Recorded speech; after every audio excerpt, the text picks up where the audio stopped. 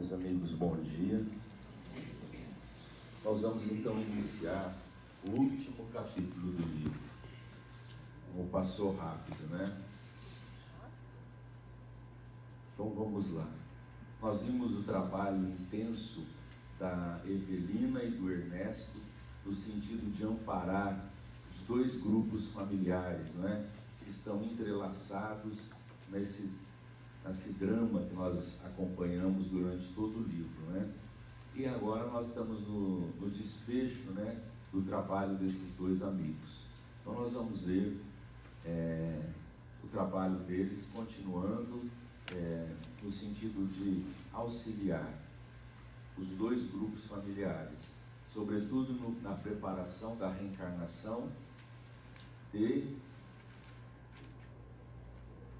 Como? Encarnação do Túlio, Desidério, da dona Elisa, né? Então eles vão estar trabalhando nesse processo todo. Então vamos lá, capítulo 26, e a vida continua. O matrimônio de Caio e Vera trouxe a Ernesto e Evelina nova fonte de incentivo ao trabalho. Túlio, algo melhor ante as promessas de futura assistência por parte daquela quem amava tanto, concordou em matricular-se voluntariamente no Instituto de Serviço para a Reencarnação, internando-se de pronto num dos gabinetes de restringimento, entregando-se aos aprestos necessários. Atendendo, porém, à medida, certa noite, em que Caio se ausentara do lar, foi levado à presença de Vera, para familiarizar-se de algum modo com aquela que o receberia nos braços de mãe. Ao vê-la na costura, em sua casa de Vila Mariana, o moço de imediato simpatizou com ela. Viu-lhe o semblante amigo, os olhos serenos de criatura sofrida, as mãos ágeis na tarefa, e respirou-lhe encantado o ambiente tranquilo. Recomendou-lhe Evelina para que a abraçasse, nela venerando a protetora que o abençoaria por filho, em nome de Deus. Túlio apenas se confiou ao amplexo carinhoso, como também lhe osculou a fronte enternecidamente. Então vejamos, meus amigos, a Evelina conduziu o Túlio até o ambiente familiar onde ele vai reencarnar.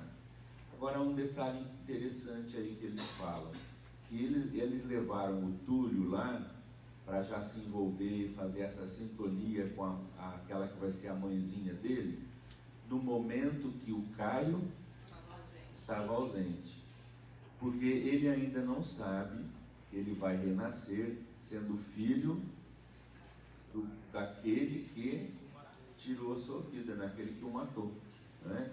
Então, eles estão fazendo todos os preparativos. Então ele já vai ficar envolvido, ligado magneticamente à mãe, às vibrações. Então a gente viu aí como ele se simpatizou com ela, como todo o trabalho está sendo feito. Mas num cuidado especial de, por enquanto, ele não saber quem vai ser o pai, né? E aí tem um item também interessante, que ele diz assim, ó: Túlio internou-se num dos gabinetes de restringimento, entregando-se às preparações necessárias. Nós vimos em nosso lar, Instituto da Reencarnação, os preparativos que um espírito faz para se reencarnar. Então ele já está inscrito, né? Já está matriculado lá para a próxima reencarnação dele. E ele vai sofrer nesse Instituto de Reencarnação, vai fazer parte dos gabinetes de restringimento. O que é esse gabinete de restringimento? Onde eles vão preparar o corpo espiritual, o perispírito do Túlio, no processo já de reencarnação. Então, quando ele estiver nesse processo de restringimento, ele já vai estar fazendo parte do processo de reencarnação. Então, ele já vai começar a esquecer o passado dele, ele vai entrar numa espécie de sono magnético, e por ação de espíritos técnicos que trabalham nesses preparativos, ele começará a sofrer esse restringimento. Aqui a gente tem o desenho, olha lá os espíritos trabalhando e ele se restringindo, ó, até ele, nessa condição de bebezinho, de feto, né, quase, ele então vai ser ligado ao óvulo e ao espermatozoide, que vai se transformar no célula ovo, né, que vai dar início à formação do corpo. Então veja, esse processo de restringimento é um trabalho que eles fazem. Vocês estão vendo que está destacando como se fosse placas que vão saindo, né? Esse fenômeno aí é o que alguns espíritos chamam de segunda morte. Porque se a gente analisar, ele vai estar morrendo aqui para renascer no plano físico, né? Se ele se restringe, essa parte do corpo dele, do perispírito, ele perde, né? Imagina ele adulto e o processo de restringimento começa a acontecer, essa parte do perispírito vai como que perdendo, né? Olha lá as placas saindo. Então é o que alguns autores espiritualistas e espíritas também chamam de segunda morte. É como se ele morresse lá, deixasse o perispírito, tudo e se restringisse para renascer aqui na Terra, no plano físico.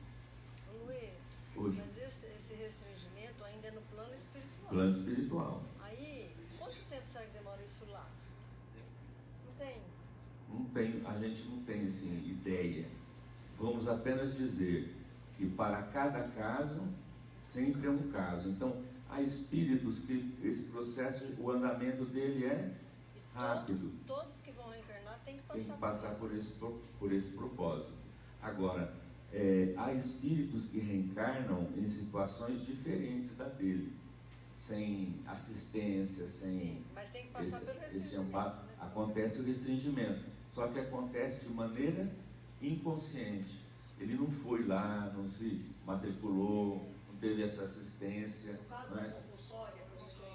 Reencarnação compulsória, ele pode não querer, mas é necessário a reencarnação dele, então ele entra nesse estado de sono. Ele mesmo não queria, né? O Túlio não estava querendo, né? Renascer ali. Então a Evelina que foi propondo, educando, né? Aí ele vai entrar nesse trabalho que a gente vê, né? Porque ele vai se submeter.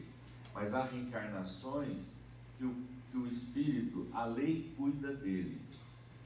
Então chega um momento para o espírito que ele tem que reencarnar e esses tarefeiros do bem auxiliam. Mas é a lei que vem, já o indivíduo entra num processo. É muito interessante, tem um livro da Dona Ivone Pereira que ela fala o seguinte, que alguns espíritos obsessores estavam lá no mundo espiritual em tramas e tal, e de repente um deles sumiu. Ninguém achava mais. Sumiu, o indivíduo não apareceu mais, eles não sabiam o que tinha acontecido com ele. Aí a gente que está lendo o livro vai saber que ele foi resgatado, vamos dizer assim, né? Abduzido, né, Ivanildo? E vai reencarnar. Então, é a lei funcionando, né? Tem que o espírito tenha conhecimento disso. Os espíritos evoluídos, para reencarnar, os espíritos evoluídos passam pelo mesmo processo, só que de maneiras diferentes. Por exemplo, a Dona Laura, lá do livro Nosso Lar, lembram? Ela despediu-se do filho, preparou a reencarnação dela com os benfeitores, deixou tudo organizado e tchau, vou reencarnar. Foi para o instituto, de lá ela sofreria o mesmo processo e tal. Luiz, eu acho agora, que quanto mais evoluído o espírito, o perispírito é mais leve, sutil. mais sutil. O mais processo é o mesmo processo, é a mesma lei, só que de maneira mais sublimada, mais eficiente, vamos dizer assim, né? Por exemplo, tem espíritos de alta envergadura que eles se ligam à mãe, que vai, onde ele vai renascer, ele fica ligado à formação do feto e continua consciente no mundo espiritual, ainda consciente, né? E à medida que o corpinho vai se formando lá tantos meses, que aí que ele vai se ligar à mãe, mas ele já está ligado fluidicamente à formação do corpo, né? Então são coisas muito interessantes. E tem espíritos que a mãe já está em alto ponto de gravidez e ele ainda está consciente.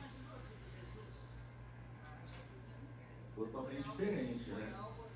Sublimado. Aí no livro... Oi? E aquela criança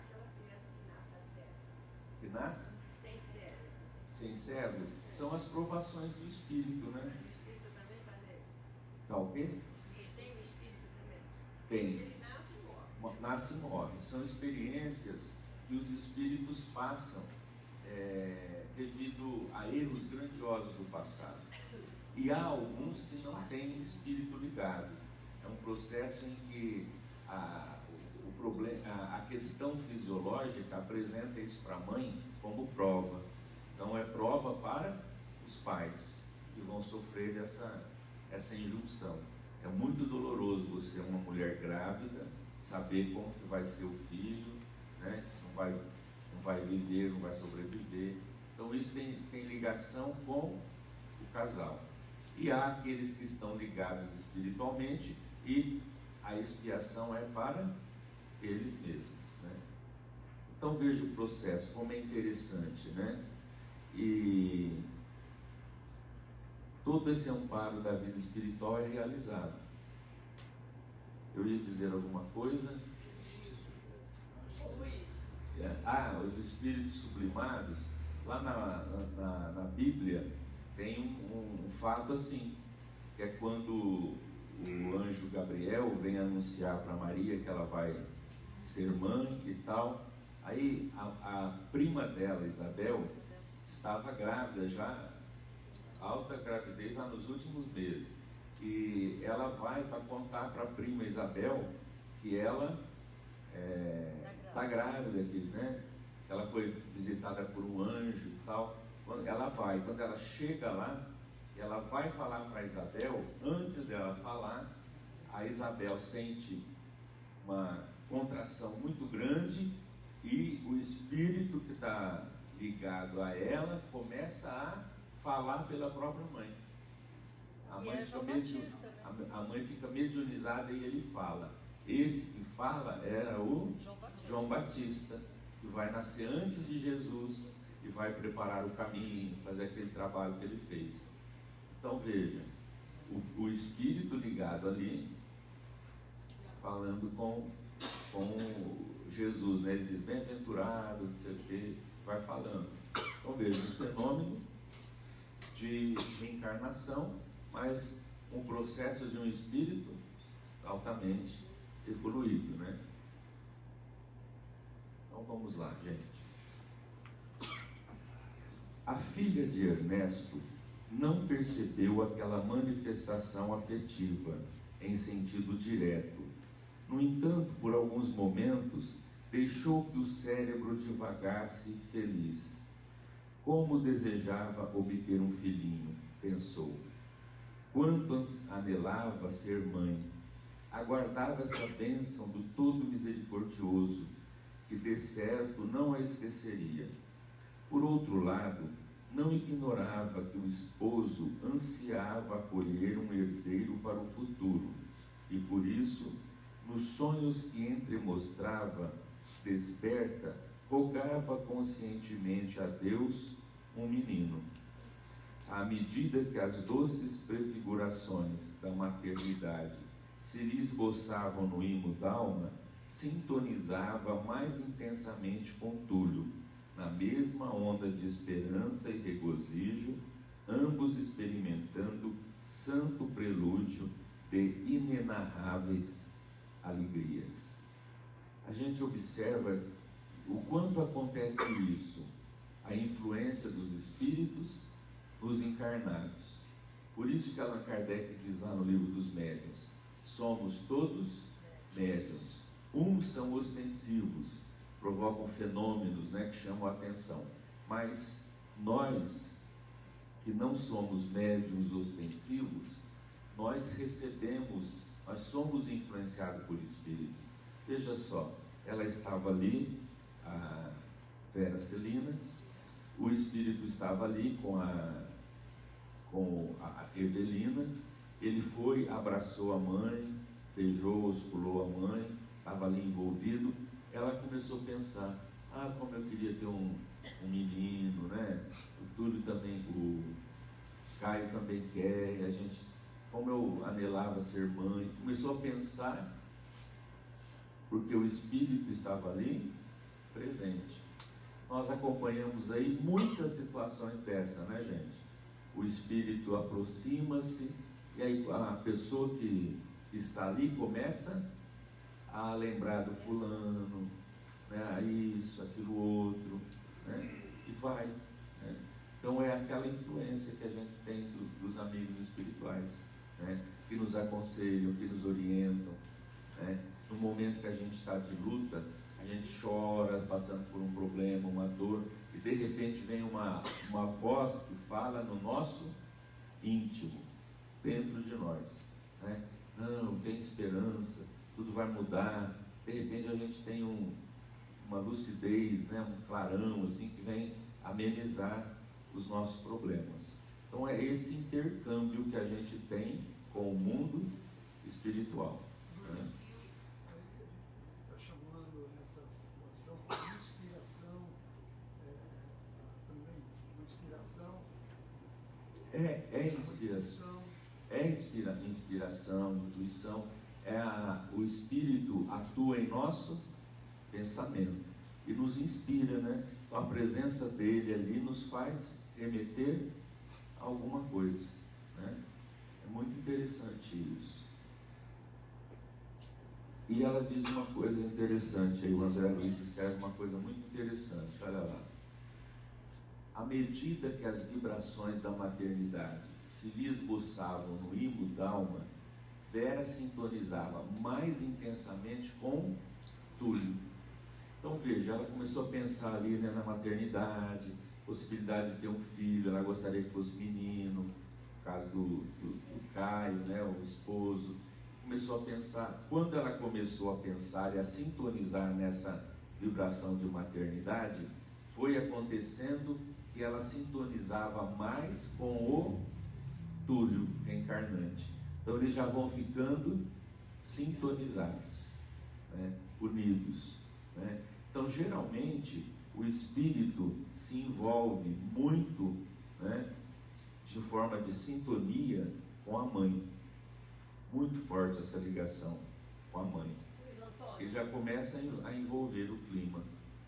E no caso da adoção, por exemplo, nós temos um caso aqui que vai nascer e a justiça vai para outra mãe, porque a mãe tem condição de cuidar. Nesse caso da adoção, o que o espírito está sintonizado? Vocês lembram que vai ter uma adoção aqui no livro? De quem? Do Desidério vai reencarnar lá na casa da Brígida e do Amâncio, né? E ele, como eles estão em idade avançada, eles não podem ter filhos. Então a reencarnação dele será preparada e ele será filho do coração do casal. Eles vão, a vida vai direcioná-los à casa deles. Então essas questões de adoção e tudo mais são questões íntimas, que as pessoas sabem e querem a adoção, é uma sintonia que elas têm, né? E acontece, né, a adoção. Agora, é assim, a gente adota, mas vem todo, não é só adotar o filhinho, vem o filhinho e todos os problemas que o filhinho tem, né? Então, às vezes a pessoa quer adotar e pensa que é uma coisa assim, que lindinho, que bonitinho, mas ali é um espírito, você não sabe como que ele vai ser, que jeito que ele vai lidar com a situação, né? Então a gente gente tem que ter muito cuidado. Eu conheci um casal que, ai, que gracinha, pegou um menininho e tal, já tinha uns 2, 3 aninhos. Ai, vou adotar, adotou. Mas adotou como se fosse assim, vou pegar um brinquedinho. Aí o menino começou a dar trabalho, eles devolveram. Então veja que situação que ficou a criança, né? Então a gente tem que saber muito bem o que quer fazer, né? Fala ali, depois a Rosane. Ninguém vai para o endereço errado, embora nós possamos criar um caminho que não estava programado, né? Eu já vi, por exemplo, um casal dizer que ia adotar e o Chico disse não, meus filhos, não sei o que, você tem tarefa já assim. Então, às vezes a gente pode criar um novo caminho, porque a vida não é estabelecida, fatal. Você vai ser assim, assim, assim. Eu posso criar uma coisa e dali em diante minha vida tem um caminho diferente, né? Eu estou apaixonado, vou pensando em casar, mas de repente aparece para mim uma viúva riquíssima que quer ir comigo para Paris, ficar 15 dias passeando.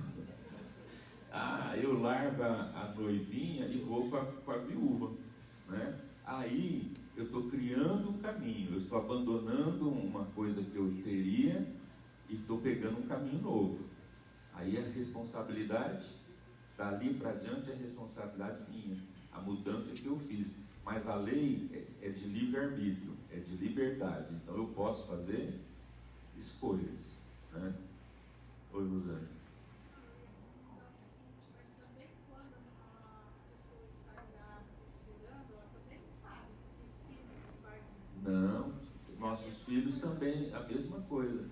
É bonitinho, a gente põe no colo, só que a gente tem que ter noção que é um espírito que está voltando.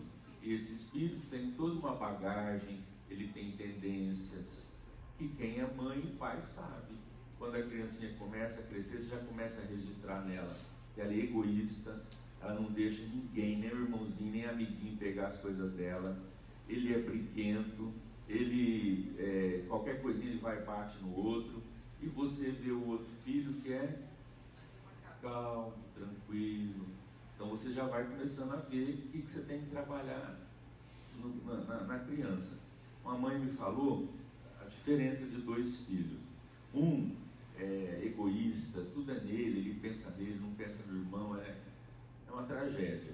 E o outro não. Por exemplo, se ela vai com o outro na cidade comprar uma coisa e ela de repente compra um doce lá e fala assim, vamos levar pro irmão dele, né, fulano, mãe, vamos levar pro fulano, mãe, não sei o que lá. O outro pensa no irmão em tudo, e o outro, se puder passar para trás do irmão, ele passa. Então você já vai vendo as tendências, né?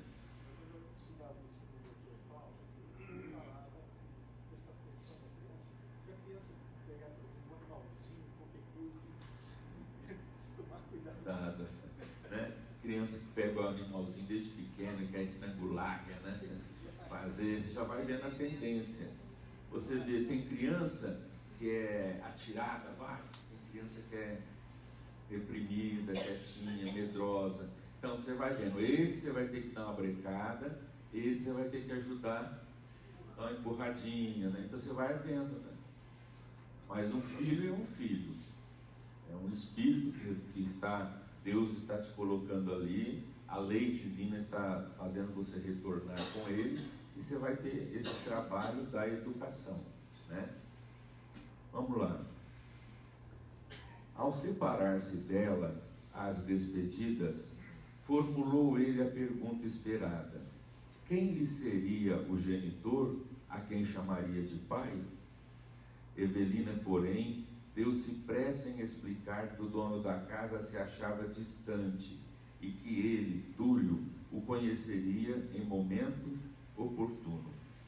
Na base da verdade prometida, Túlio renasceria de Caio, absolutamente magnetizado pelo devotamento materno, a fim de se reaproximar do antigo adversário e metamorfosear ressentimento em amor pela terapêutica do esquecimento.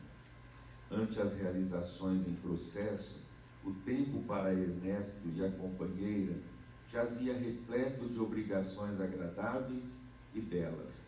Auxílio constante a Túlio, Caio e Vera na formação do novo porvir e amparo infatigável a Elisa e Desidério, convenientemente hospitalizados.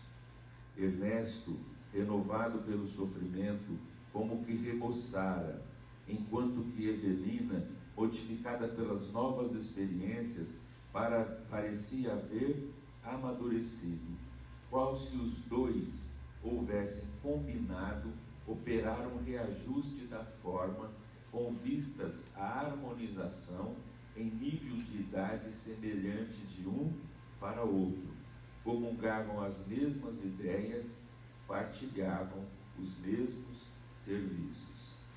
Veja outra coisa aí de sintonia, gente. Duas coisas. Primeiro, a questão da reencarnação do Túlio, né? Olha lá. Renasceria de Caio, absolutamente magnetizado pelo devotamento materno. Então, primeiro a mãe, todo envolvimento, ele já vai ficar pronto, né, para ser revelado para ele quem vai ser o pai, que é o adversário do passado, né? Então, ele vai ter esse devotamento materno para aproximar-se do antigo adversário. E aí, no lar, eles vão ter que transformar ressentimento em amor pela terapêutica do esquecimento. Então, aquele que reencarna passa por aquele restringimento, aquele sono magnético profundo, e todo o passado dele fica como que armazenado ali, né? Lá nos fundos da memória. Aquilo se apaga, ele vai recomeçar uma nova vida e vai estar perto daqueles com quem ele tem que harmonizar-se, né? Então a gente vê pai e filho no futuro, Caio e o Tulinho que vai nascer. Logicamente que vai haver uma certa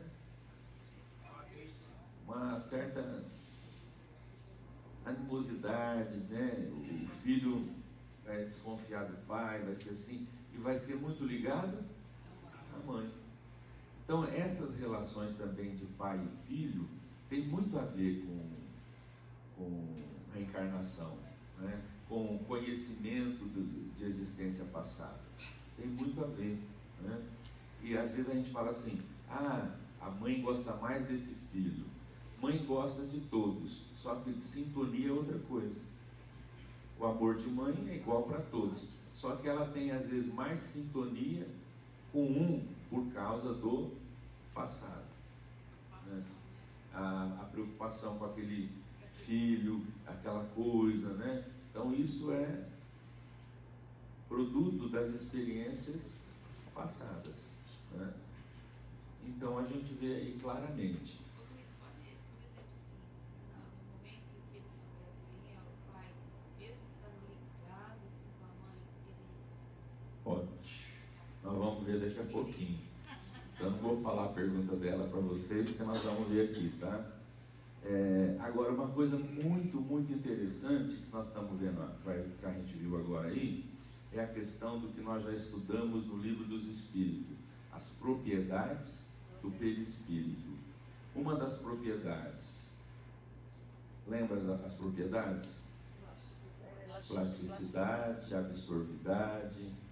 Então a plasticidade é a que pode o perispírito tornar-se diferente.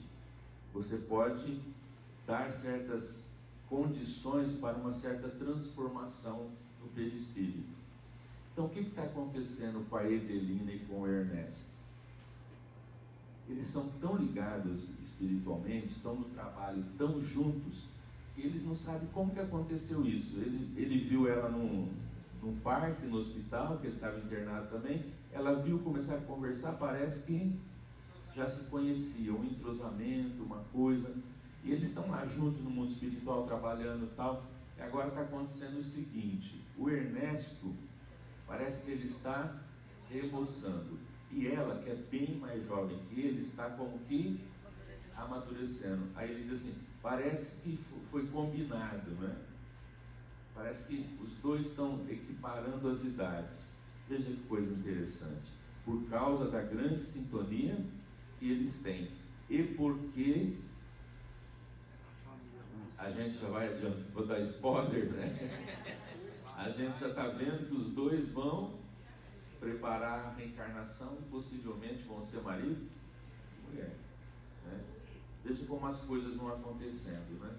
Conheço o caso que o filho adotivo, ele é tão parecido com o pai, mas tão parecido com o pai, que a mãe fala, a minha filha, que é nossa, é totalmente o oposto do pai. Agora, o filho adotivo é algo assim que você nunca Ligado, vai né? entender. É aquele que veio pelo coração, né? E tem ligação, já tinha ligação no mundo Ô, espiritual. Luiz, esse rejuvenescimento, a gente vê em outros livros, quantos espíritos que morreram mais Velhinho, velho e aparecem bem rejuvenesce. mais novo, né? A gente, é pela evolução espiritual, né? Pelas condições espirituais.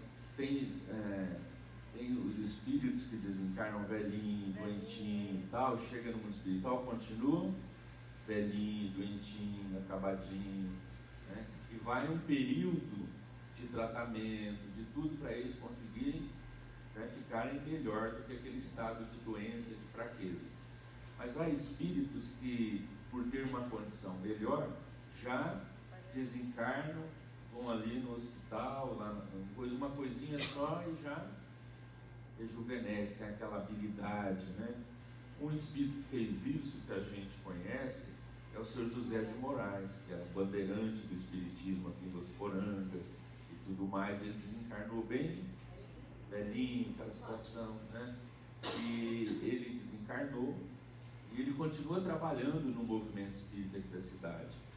E 2 vezes nós tivemos a prova da mesma situação. O garoto está perdido. É a Aline. Ah, é a Aline. E nós tivemos duas confirmações disso. O Bacelli, quando veio aqui no início, década de 80, ele falou assim, ele recebeu uma mensagem do Sr. José de Moraes, que a gente inclusive distribuiu aí num dos aniversários do Censo, e aí ele falou assim, o Sr. José de Moraes, uma coisa curiosa, ele veio escrever e eu ouvi, e ele está novo, é ele, você sabe que é o Zé Moraes, só que ele está novão, rejuvenescido, né? Depois, passado vários anos, o Divaldo Franco esteve aqui e falou a mesma coisa, né? Que esse espírito está ligado ao movimento espírita, que ele continua trabalhando e que ele estava rejuvenescido, muito, ele rejuvenesceu muito. Então, você vê as mudanças que o perispírito pode fazer. Vamos lembrar aquele caso famoso do livro Memórias do Suicida, que eles estavam lá esperando um espírito de alta envergadura que iria fazer a palestra lá para eles, né, fazer o comentário e tudo mais. Eles estavam esperando, né, todo mundo, é um espírito nobre, um espírito de muito conhecimento, eles estão esperando, aí entra o espírito, Você. um menininho de 12, 13 anos. 12 anos. Aí eles falam assim, né, uai, como pensei que era um. Aí eles falam assim, não, é um espírito já velho, com experiência, com muita lucidez e tal. Só que ele quis manter essa forma no perispírito Disse que ele dele. escolheu essa daí. Ele Como escolheu Emmanuel essa escolhe, forma, né? que foi uma das encarnações dele, Passado. e essa que ele guardou foi a que ele estava e viu Jesus. Ele era uma daquelas criancinhas que Jesus fala, vinde a mim. Ele era uma daquelas crianças, sentou no colo de Jesus. Então ele disse que essa foi a encarnação para ele mais marcante. Então ele queria guardar sempre aquela aparência. O que ele fez? Com o pensamento e a propriedade de plasticidade do perispírito, ele moldou aquela figura, né, da criança que ele foi. Emmanuel também aparece como um senador romano, com aquela túnica romana e tudo mais. Ele já teve outras encarnações. Entretanto, como espírito agora, ele também guardou essa feição que ele teve na época de Jesus, quando ele está com a filha doente e ele vai procurar Jesus, né, para curá-la, né? Então ele guardou também essa aparência, né, lá do passado. Vamos lá. Impressionado com aquela conciliação gradativa a surgir mecanicamente da associação sempre mais ampla e mais íntima dos dois, na obra da própria edificação espiritual, Ernesto procurou o instrutor Ribas, inquirindo respeitoso se lhe seria cabível conhecer o passado sem mais delongas, revendo a memória de outras existências, ao que o mentor informou sensato: não, Ernesto, desaconselhável a providência, conquanto possível. Você e Evelina estão abraçando longa empresa de serviço em nosso plano. Terão muitos problemas a resolver, muito trabalho a realizar. Desidério, Elisa, Amâncio, Brígida, Caio, Vera, Túlio, Evelina e você formam uma equipe de corações comprometidos uns com os outros perante as leis de Deus há muitos séculos, todos reciprocamente enlaçados no clima da provação, lembrando elementos químicos em cadinho fervente para o acrisolamento indispensável. Outros componentes do grupo chegarão com o tempo para a vitória geral sobre os alicerces do amor que ainda vem muito de longe. Integramos, eu também com vocês, uma grande família, e num sorriso amistoso, somos aqui milhares de criaturas nas mesmas condições, trabalhando, batalhando por nossa redenção, começando pelo aperfeiçoamento de nós mesmos nos recessos do mundo individual. Na Terra, não formulamos ideia do volume de obrigações que nos espera depois da morte. Olha lá, vendo o que estava acontecendo mecanicamente, o Ernesto já foi lá consultar o instrutor Ribas, né? E aí ele perguntou assim: não seria cabível conhecer o passado, reavendo a memória de outras existências? Ele queria saber o que ele foi e o que a Evelina esteve ligada a ele no passado, né? Aí ele fala: não é possível. Aí o instrutor Ribas diz: desaconselhável a providência. Não é hora disso.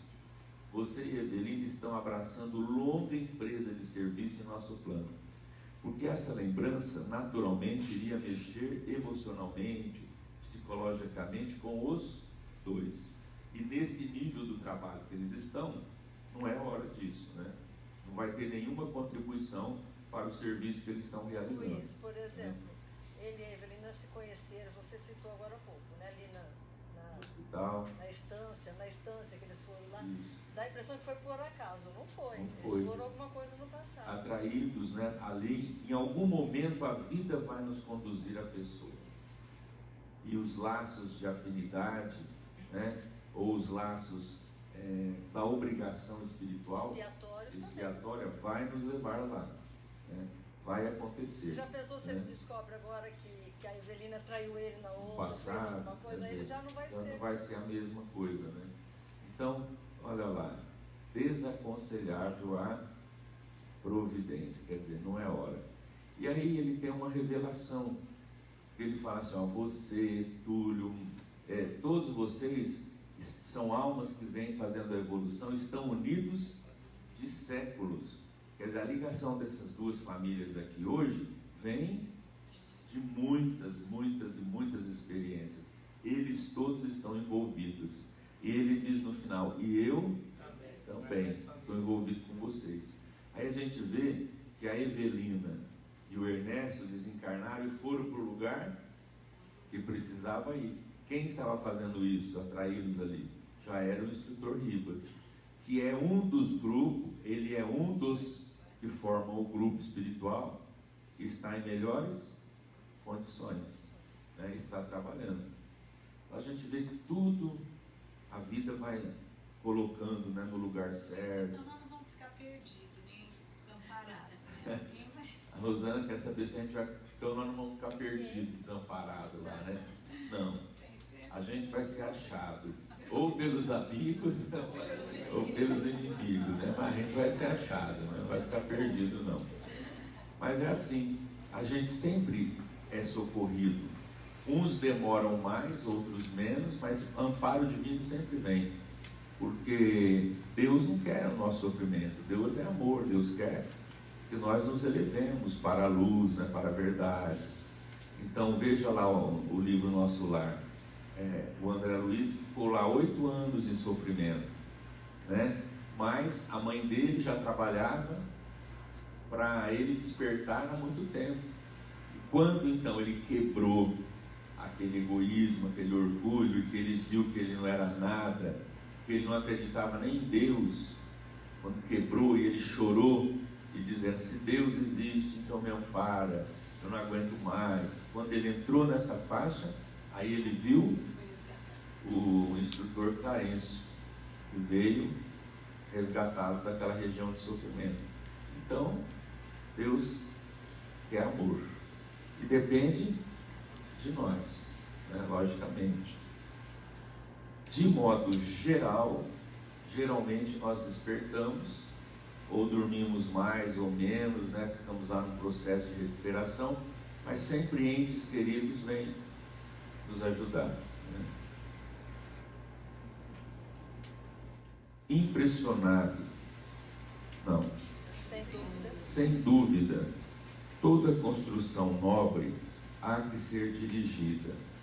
Primeiro o projeto, em seguida a execução. No plano físico, idealiza-se a continuação da vida. No mundo da vida no mundo espiritual. No mundo espiritual, idealiza-se a correção, o reajuste, a melhoria, o polimento dessa mesma vida no plano físico. Somos viajores do berço para o túmulo e do túmulo para o berço. Renascendo na terra e na espiritualidade, tantas vezes quantas se fizerem precisas, aprendendo, renovando, retificando e progredindo sempre, conforme as leis do universo, até alcançarmos a perfeição, nosso destino comum.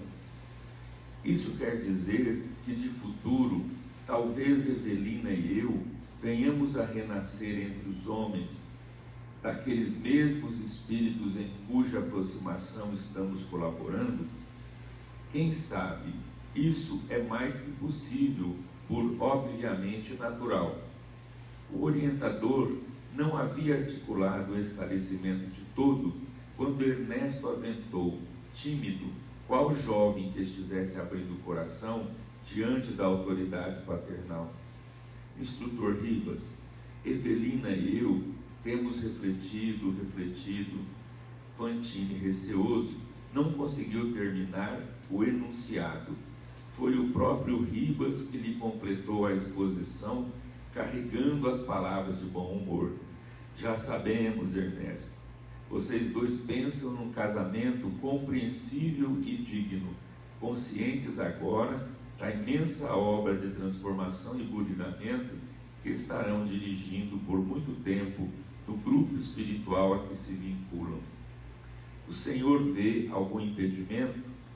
Absolutamente nenhum, de vez que tanto Elisa quanto Caio já dispensaram vocês de qualquer compromisso afetivo. Então veja, ele vai perguntar, né? Nós dois nesse trabalho, a gente se aproximou, tudo isso daí, a gente tem pensado, como será a nossa encarnação? Será que nós vamos nascer juntos? Quem sabe a gente possa ser marido e mulher na próxima encarnação? Então ele meio tímido, né? Foi perguntar para o Ribas, Ribas, é mais que possível, e vocês vão reencarnar também? as gerações dessas mesmas famílias, né? Então, eles vão se renovar lá. Mas aí, ele diz, né, olha lá, no mundo espiritual, idealiza-se a correção, o reajuste, a melhoria e o polimento dessa mesma vida no plano físico. Ou seja, no mundo espiritual é a teoria. Você estuda, prepara, vê o renascimento, né? Vê tudo que pode fazer, tudo, mas tudo isso vai ser efetivado no plano físico. Daí a necessidade da encarnação dos espíritos. Uma vida só você não consegue aprender tudo, você não consegue desenvolver as potencialidades da alma. Então nós somos viajores, né, da eternidade. A gente vai nascendo, renascendo, renascendo. Cada encarnação a gente vai se aprimorando, vai aprendendo, vai renovando, não é? Porque a evolução, ela é quase que infinita.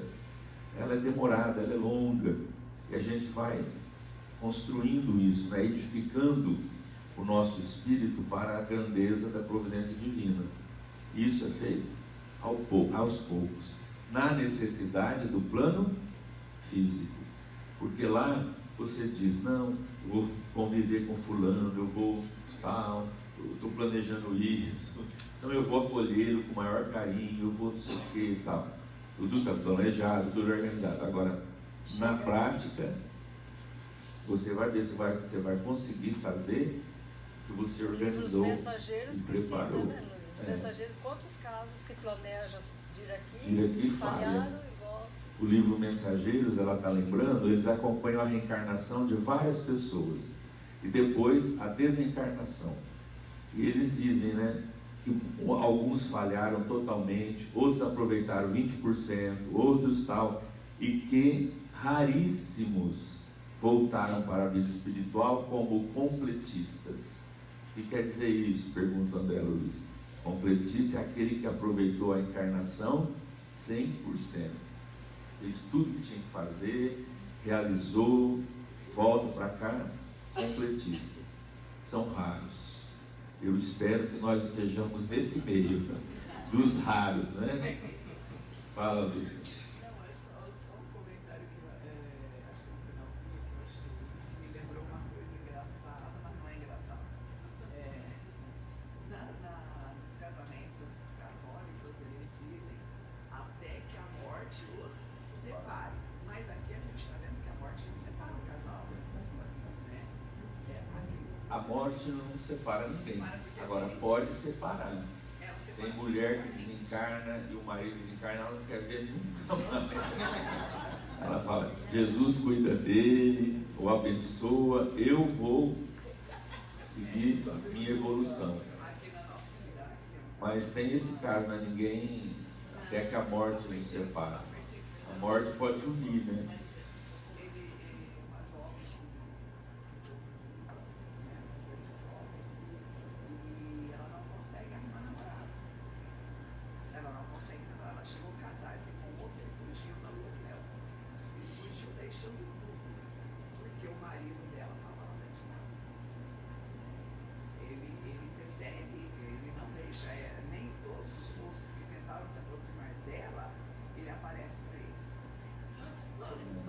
As lutas espirituais, E né? aqui, né, ele diz, Caio, Elisa, tanto Elisa quanto Caio já dispensaram vocês do compromisso afetivo. Do compromisso afetivo, porque o Caio já se uniu à Vera, a Evelina não tem mais compromisso afetivo com ele, né?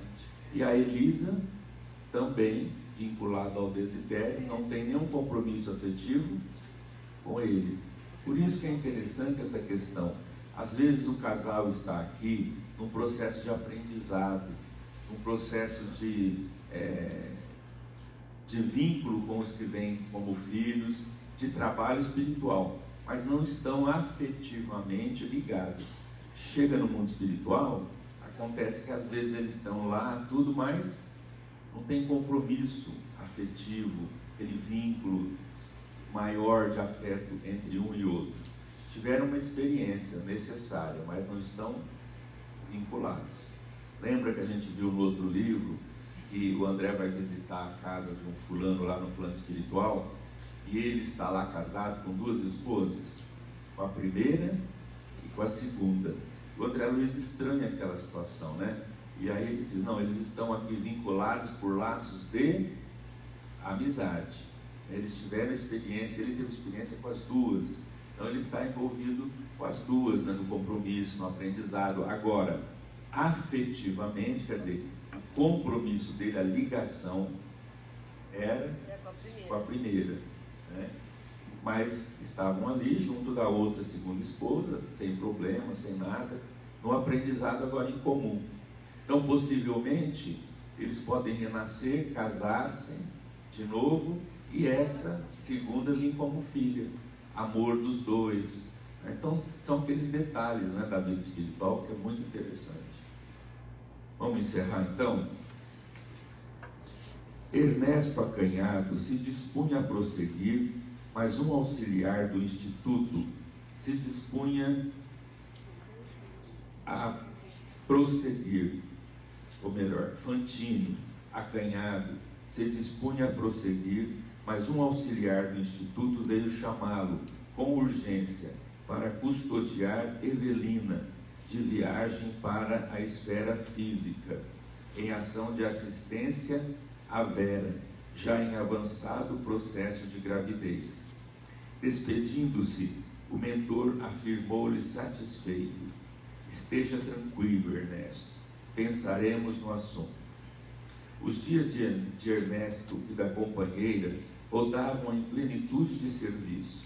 Pouco a pouco percebiam quantos deveres precisavam aceitar para assegurarem um renascimento relativamente tranquilo a um espírito enfermo, qual Túlio, que requisitava cuidado incessante para que o aborto não repontasse em prejuízo geral.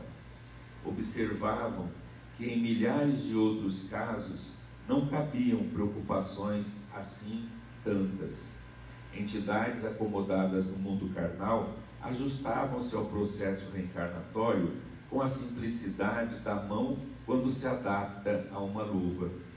Noutras situações, as criaturas de regresso à esfera física dispunham de tanta elevação que a presença delas, só por si, não apenas estabelecia distância aos espíritos infelizes, como também bastava para propiciar sossego à mente materna.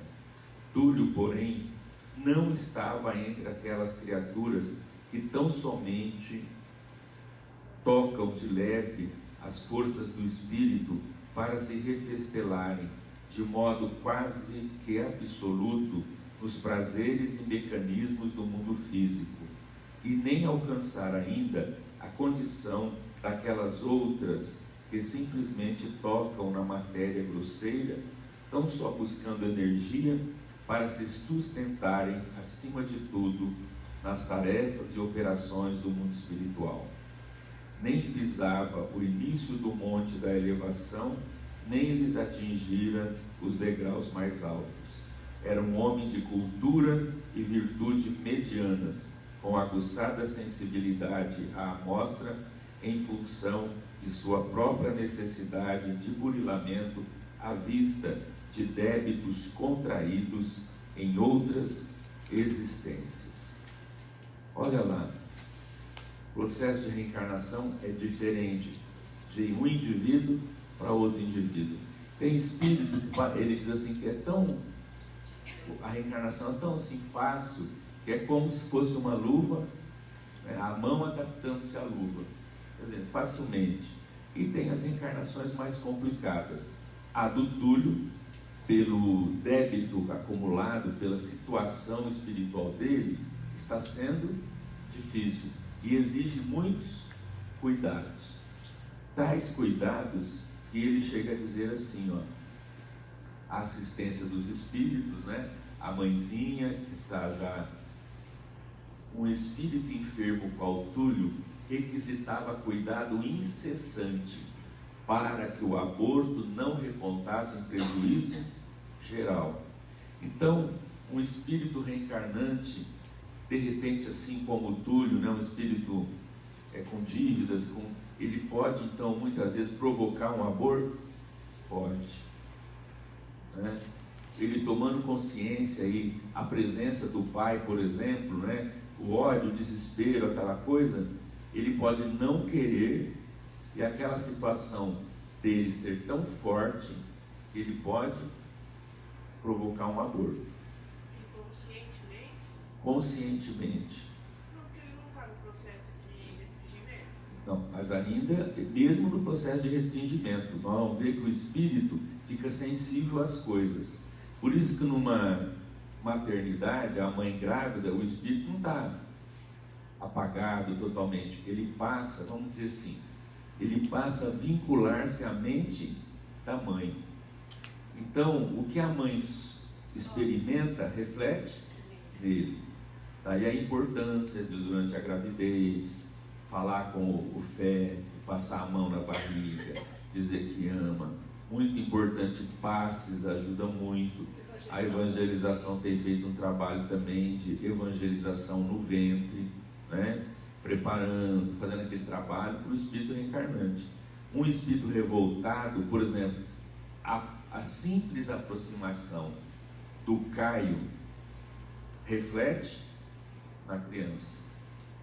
E a criança, às vezes, pode repelir. Por isso que eles precisam de cuidados intensivos para ajudar. De repente isso vai acontecer e os espíritos vão atuar, vão aplicar passes ali na mãe, do filho que vai renascer, trabalhando ali para que ele não venha a frustrar o renascimento. Pode acontecer. Não são todos os abortos espontâneos que são assim. Tem deficiências orgânicas que a mãe tem, provocam um aborto e tal. Mas há casos em que o espírito, né, foge da situação, não aceita, né? Luiz, tem mulheres que até apanham grávidas, É. em certas situações. Tem mulher que apanha do marido grávida. Né? E essas crianças têm que ter um cuidado intenso, né? Intenso. E a lei divina é uma coisa impressionante, é aquela coisa, Deus dá o frio conforme cobertor. Uma coisa impressionante. Eu lembro das crianças aí da creche, e às vezes, né, Marlene, ela está ali, está procurando, você viu uma mãe com boa situação financeira, pré-natal, aquela coisa toda, tudo certinho, e nasceu uma criança frágil, debilitada, com problemas, e via que na periferia uma mãe toda estropiada, que não cuida de nada, não faz nada, o marido bate, a situação toda, nasciam umas coisas rechonchudas, com a saúde de ferro, né? Então, são coisas da lei, né? Que a lei vai agindo de conformidade com as necessidades do espírito reencarnante, né? Então, são as coisas da lei de Deus, né? Então, eles têm que trabalhar intensivamente, incessantemente, no processo da reencarnação do Túlio, até chegar um momento que aí vai. Porque a gente também tem que ver aqui fala débitos contraídos em outras, porque o Túlio, nessa que a gente conheceu, ele não tem nem débito, ele foi assassinado, ele não fez nada de um mal. Eles Mas tem outras têm as existências ligações do passado, né? que a gente não sabe. E ele pode provocar o aborto pela reação dele, porque ele foi vítima. E ele vê agora que ele vai ser o pai dele vai ser o Caio, a fuga, né? A aversão pode ser tanta que ele pode provocar um aborto, né? O acidente vai acontecer e estraga todo o plano E todo o que ele fala lá, né? O prejuízo é geral, porque aí todo aquele mecanismo que eles estão trabalhando nesse trama das duas famílias tem que tomar outro plano, né? Fica totalmente difícil, né? A gente pode deduzir, então, que talvez ele vai presenciar, vai estar perto da mãe, e aí, de repente, aproxima o pai, aí é que ele vai... Ele pode ser, ou ele pode, até nesse estado que ele ainda está ali, por isso que não Ele até agora não viu quem é o pai. Até a coisa está engrenada, já ligado com a mãe, mas, porque senão ele ia fugir na hora, ou ele ia ficar um obsessor ali em cima, né? Então eles vão preparando, por isso esse cuidado incessante, né? Para ele, para tudo correr bem. Luiz, tem gestação que a mulher fica com aversão ao marido, fica com nojo. Pode ser esse caso espiritual ou só químico? Não, tem questões químicas do organismo e tem questões espirituais. Nós não podemos dizer que tudo é espírito, né? Porque há mulheres, por exemplo, que ficam grávidas e ficam doentes, né? Passando mal, tendo um monte de coisa. São injunções físicas. Então, por exemplo, eu lembro que minha mãe, 6 filhos. Toda gravidez, ela tinha aversão a cigarro. Ela fumava, mas chegava na gravidez, ela não podia nem chegar perto, não podia. Meu pai fumava e acabou largando, porque toda gravidez ele tinha que largar. Não podia chegar perto dela. Aí ele falou, deixa eu largar isso de uma vez, né? Que era quase 1 por ano. Então, né, foi essa coisa. Então, tem coisas do organismo. Então, minha mãe vivia com uma fralda assim, pendurada, porque ela tinha vômito, transpirava, sentia no seu a gravidez inteira. E tem mulheres que têm gravidez, não acontece nada, nem muda, tudo sim, não acontece nada, nem inchada, nada incha. É aquela coisa assim. Então, são organismos. Agora, tem questões espirituais envolvidas em alguns casos. Nós tivemos aqui perto, não sei se a Zenaide vai lembrar, uma senhora que ficou grávida e de repente ela ficou grávida, tal, e ela começou a beber. Lembra, Zenaide? Bebia de cair no chão, grávida, e nunca bebeu antes. Nunca. Então a gente começa a ver, então isso é uma coisa intensa de espírito reencarnante. Né? Você viu uma atuação, né? Eu conheci vizinha da minha irmã também. A mulher ficou grávida, tudo bem. De repente, ela começou a ter lapsos de cegueira. Ela estava assim, puf, não enxergava mais nada, ficava cega. E aquilo durava assim um dia, horas, ficava cega. Depois voltava, tal. Aí eu falei assim, esse é um caso para a gente acompanhar e ver. Então ela sempre morou lá perto da minha irmã. E depois teve neném, papapá, e já criancinha ele já demonstrava problema de visão. Olha que coisa interessante. E aí eu interessado, né? Fui ver, estava perguntando, e ele cresceu com problema de visão seríssima. Tem até hoje. Então você vê como que as coisas são, né?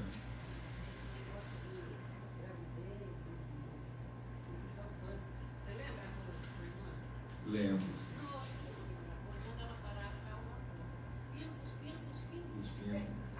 Engraçado, é igual a minha mãe. Você vê que até tem certas coisas do funcionamento do corpo que é genético, é igual a mãe. Minha mãe fica cuspindo com a toalhinha toda hora. Bom, gente, encerramos.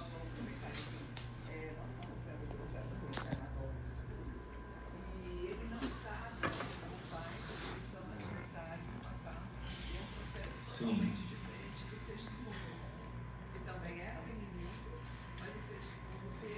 Aproximou.